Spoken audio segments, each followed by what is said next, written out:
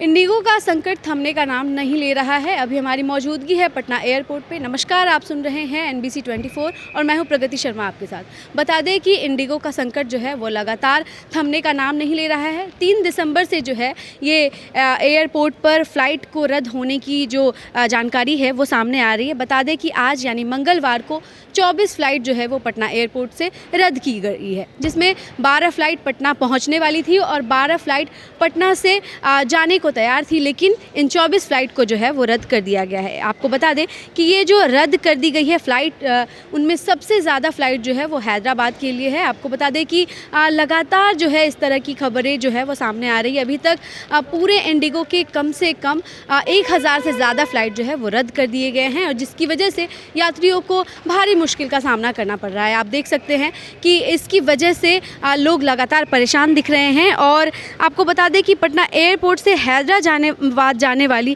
सुबह 11 बजे से शाम 6 बजे और रात के 9 बजे, वहीं रात के 11:30 बजे तक की जो फ़्लाइट जो है वो रद्द कर दी गई है, जिसकी वजह से पटना से जो यात्री हैदराबाद जाने वाले थे उनके लिए बेहद मुश्किल की घड़ी है, क्योंकि वो लोग जो है वो अपनी यात्रा नहीं कर सकते। तो ऐसे समय में 24 फ़्लाइट लगातार कैंसिल हो गई है, लेकिन इंडिगो की तरफ से अभी तक इस पर कोई प्रतिक्रिया नहीं ली गई है। हालांकि बताया जा रहा है कि 15 दिसंबर के बाद जो है इस पर काम किया जाएगा, लेकिन अभी तक जो है वो लगातार फ़्लाइट कैंसिल की जो जानकारी है वो सामने आ रही है। तो साथ ही आपको बता दें कि इस आपदा में भी अवसर ढूंढने का काम जो है वो बाकी एयरलाइंस कंपनियां कर रही हैं। जी हाँ, बता दें कि इस घड़ी में, इस आपदा की क्राइसिस की घड़ी में जो है यात्रियों के लिए सबसे बेहद मुश्किल समय रहा है, क्योंकि इंडिगो की सारी फ़्लाइटें कैंसिल हैं।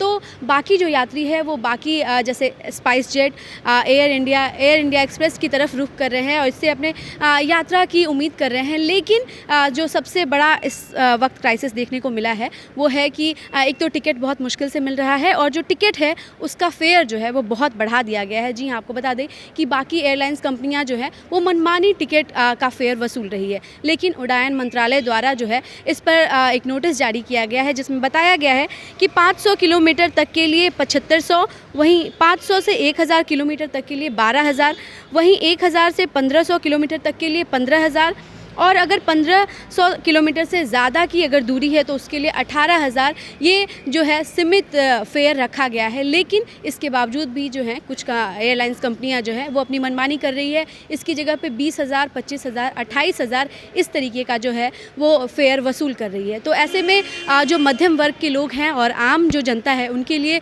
बहुत कठिनाई का समय है, क्योंकि इतना अगर किराया होगा तो वो किस तरीके से जो है वो यात्रा करने में सफल हो पाएंगे। तो इन सब चीज़ों को मद्देनज़र रखते हुए रेल मंत्रालय ने भी एक नया कदम उठाया है, जिसमें उन्होंने तेजस राजधानी एक्सप्रेस में और संपूर्ण क्रांति एक्सप्रेस में उन्होंने सेकंड AC और थर्ड AC की कोचें बढ़ा दी गई है, जिससे यात्रियों को आने जाने में जो है वो काफ़ी सुविधा जो है उपलब्ध करवाई जाए। और इसी बीच ये भी आपको बता दें कि इंडिगो की तरफ से अभी भी इस पर कोई प्रतिक्रिया नहीं दी गई है। हालांकि खबरें ये आ रही है कि 15 दिसंबर तक जो है वो ये इस समस्या पर काम किया जाएगा और जल्द ही जो है इंडिगो के यात्रियों के लिए सुविधा उपलब्ध करवाई जाएगी। तो आपको बता दें कि आज यानी मंगलवार को जो है वो 24 फ्लाइट रद्द है, जिसकी वजह से यात्रियों को बहुत सारी मुश्किलों का सामना करना पड़ रहा है। अब आगे देखना होगा कल यानी बुधवार को या फिर आने वाले दिनों में कि इंडिगो इस पर किस तरीके से काम करती है और यात्रियों के लिए कैसी सुविधा उपलब्ध करवाती है। तो फिलहाल के लिए इतना ही। ऐसी तमाम अपडेट्स के लिए बने रहे हमारे साथ और देखते रहें NBC 24।